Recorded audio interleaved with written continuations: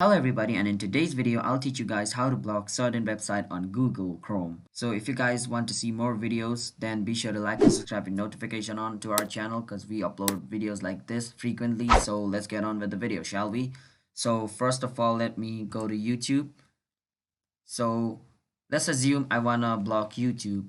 Then on the youtube.com's right side there is a lock icon. Click on it and then go to site setting, and in site setting in JavaScript there's allow, right? Then just click on allow and a drop down menu appears, and then on this drop down menu appears, click on block.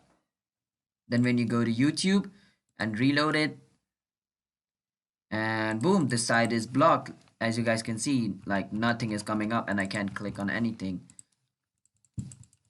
as you guys can see. And if you want to unblock it, then go on site setting and on JavaScript, click on the drop down menu, click on allow, and then let's refresh this.